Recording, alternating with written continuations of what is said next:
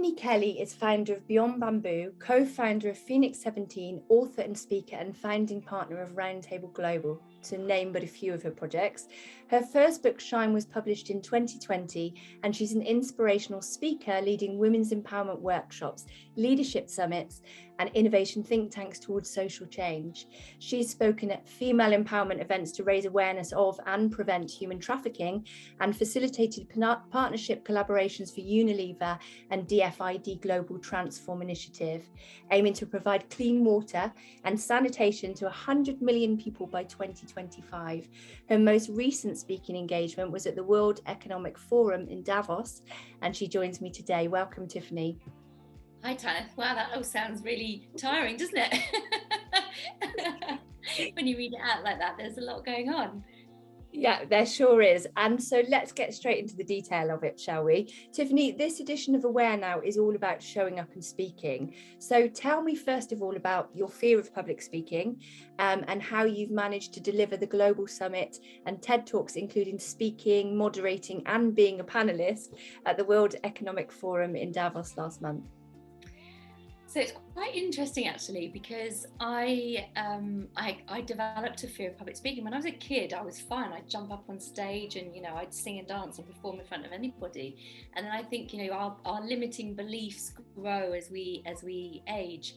And it got to a stage where the companies that I was working for were asking me to step up and be a speaker.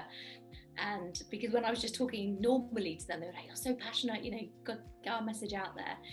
And then when I got up on the stage, it was just really debilitating, like actually mouth going dry, knees knocking together, hands shaking, all that amazing information and stuff that I had prepared just disappeared out of my mind, and I'd just be left like a rabbit in the headlights. And I tried so many different things to be able to get up there and speak, coaches, hypnotherapy, cognitive behavior therapy, forcing myself to do it, that whole thing like, you can do it. And nothing was really working. And then when I started RoundTable Global in 2015 with Dennis Murphy, my co-founder, part of the work that he started doing with me was helping me to understand that our fears have got root causes. And the standing up on stage with a microphone was not the thing that I was actually fearful of. That's what I thought it was. That was the kind of thing that I was trying to put a plaster on. But actually that there was a root cause underneath that. And so that was when I started to do the development work that we encourage our participants to do in the companies that we work with, which was understanding where that fear came from in the first place, because I didn't have it when I was a kid, right? And what I realised was that actually the fear I had was a projected assumption that the audience wouldn't like what I had to say. And part of that was to do with my own belief in myself. Part of it was to do with that whole label of imposter syndrome, that who am I to be up here speaking to those people, and part of it was because even though I knew what I wanted to say, my messaging wasn't absolutely how I wanted it to be. So that whole realization then gave me the impetus to do the work, to be able to really refine what is it that I want to bring to the world, what is it that I want to say, and how do I want to say it.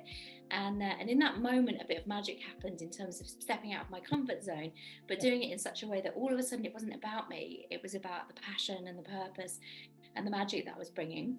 And as we know, what we broadcast out, we attract back in. And without even going out and asking for speaking opportunities, in quick succession, I got asked to do 2 TED Talks, which are terrible, by the way. They're on the internet. I've seen them, it's not true. You're really kind, but they were me sort of dipping my toe in the water, still getting over that fear. And now I talk a lot. Well, and I do talks. And the latest being, very, very short notice, being asked to curate and moderate and speak at a 3-day event that we held in Davos during the World Economic Forum. Yeah, amazing. So as you said, you've more than made up for all of those years of not being able to do public speaking. But interestingly, you only had 3 weeks to prepare for the event at Davos, which is not a long time for such a big event. Why did you decide to go with it? And with so much else on your plate as well? And what did you speak about when you were there? So the opportunity came about because of one of my business partners, who's also called Tiffany, and we've been working on some of the Shine concepts that we deliver through RoundTable Global, and I've been explaining about what masculine and feminine mean to me, and the fact that I feel like one of my missions is that I am committed to bringing masculine and feminine into balance. And after we had this conversation, I then went off to Africa Burn, and I was off-grid in the desert for 6 days. And during that time, Tiffany was talking to a number of other partners and managed to create this amazingly generous offer and opportunity by Hans Martin Herling through Francois Renet of the Cosmic Internet to have a free venue in Davos, which would cost hundreds of thousands of euros if we were to rent it. And what captured their imagination was because there's a feeling amongst some of the people in Davos when the World Economic Forum comes that it's quite exclusive, it's quite masculine in its energy, and it's making decisions that aren't necessarily truly representative of all parts of humanity. And so when the other Tiff, started talking about bringing the feminine leadership balance in, they immediately got behind it and said, well, can you come and do something? Can you get panels together, speakers? And Tiff, just in her brilliant way, said yes. And then the first message that I got when I left the desert and came online was this opportunity. And so I quickly got in contact with Marita, who's my business partner with Phoenix 17. And we basically, between us with Francois and Hans Martin, created a 3-day event. We had amazing panels of speakers. I spoke, I was on a panel, and I moderated the day. And the whole focus was on how can we transition from this very masculine patriarchal society into something that's much more feminine, which is about inclusivity, collaboration, communication, and community. And there was a real buzz about it during the World Economic Forum. People felt like it was really different. The mayor of Davos came and he spoke about what it meant to him. He was previously a protester and an activist about the forum coming into Davos, and then he decided to get into it in terms of being, part of the politics and then influencing from within. And I think we've got a real opportunity to do that and to inspire and capture imagination of influencers and high net worths and businesses that are going to the forum and getting them more in alignment with the work that we're trying to do. Amazing. And I mean, most people are putting an event like that together a year in advance, so it's incredible what you managed to achieve there. But you talked about feminine and masculine there, and most people think that feminine is female and masculine is male. We have touched on this previously before, and they think that means that you're talking about feminism. Can you explain what you mean, and also how Phoenix 17 is very different? Yeah. So I believe that this is one of the reasons why I've got the platforms that I have to be able to speak, and I've been able to release from my fears of speaking, to be able to talk about this, because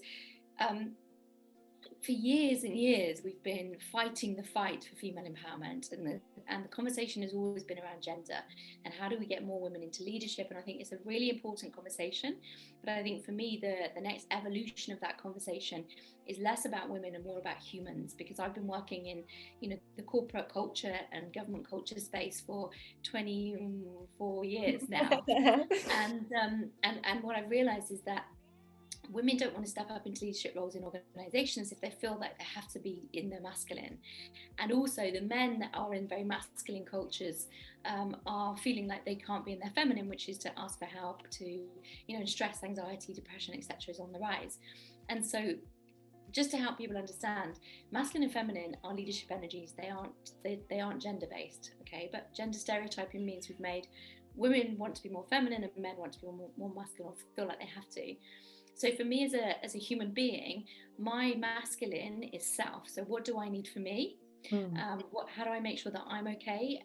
How do I make sure that my family is, my company, my country, my organization, whatever it might be. But it's very much on self. The feminine is other, so that's external, and it's your community, your collaboration, your communication, etc. And so for me, bringing the feminine into balance means that we'll create global cultures which aren't just selfish, which aren't just parasitic, but are more symbiotic. They're more thinking about the whole global ecosystem and how we can include everybody and make decisions based from that start point. That's incredible, and yeah, much needed in the world. And when you talk about balance, it makes so much more sense in that respect. I think I can call you a serial entrepreneur. As a serial entrepreneur with multiple projects on constantly, what are the other things that you are really passionate about, and what are the other things that you speak about? So the journey for me has always been looking at mindset change first, understanding that we don't need to change the world, we need to change people, right? We need to work with humanity. So how do we create a mindset change where people understand this feminine masculine balance, how they're more authentic, that we live in peace and harmony? And so the mindset piece is RoundTable and the Global Youth Awards, and then also the Phoenix 17 with masculine and feminine, and then creating a community around that. So what does that community look like?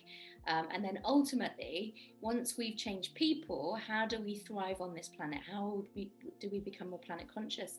And we've got Beyond Bamboo for that as well. So I've created those organisations with my partners to give me a platform to talk about those passions. But essentially, it is looking at people, humanity, that balance of masculine and feminine, young people, and then also the global ecosystem of symbiosis. Yeah, beautiful. And going back to the whole humanity thing, because we've got stuck in our labels now, haven't we? Okay, so obviously everything that you've done, there will be people out there that are keen to do the same. So what would you say to anyone who wants to show up and speak about their passions, but essentially they're too fearful to be able to do that? I would say, first of all, try and understand where the fear comes from, and remind yourself that it's not standing on the stage in front of people with a microphone in your hand, okay? That's it. There's a root cause underneath that. There's a belief system. So do the work to try and understand where that belief system comes from and how you feel about what you're saying, but also about yourself. And, do you feel like you're the person to be giving out the message that you are? So that's the first thing. The second thing, as much as is possible, speak from the heart. So I often write notes and I take them up on the stage with me, just in case, but I don't look at them, and I as much as I possibly can, just speak from the heart, because that really talks to people. Remember that what you're talking about, unless you're telling your story, is not about you. So don't take it personally in terms of why you're on the stage. It's like, make it all about what it is that you're trying to do to capture people's imaginations. And I think the last thing to say is, remember that people sitting in the audience are in admiration of your courage. It takes a lot to stand on a stage in front of people, and the majority of people out there don't want to do it, or can't do it, or have fears around it. And so they're all sitting there rooting for you. Nobody's sitting in the audience thinking, I really hope that she stumbles over her words, or I really hope that she falls over on the way to the microphone, or whatever. Remember that the people there really, really want to enjoy what it is that you're going to share with them, and that they're in admiration of you being up there in the first place. Wow, that's incredible advice. And I recommend anyone take it and do that. Get out there, speak about the things that you're passionate about. So thanks so much, Tiffany, for sharing that with us today. We'll obviously share the links to the multiple projects, the book, and everything that we can. And just thank you so much for taking time out from everything to speak to us today. Absolute pleasure, Tanith. Thank you. All right.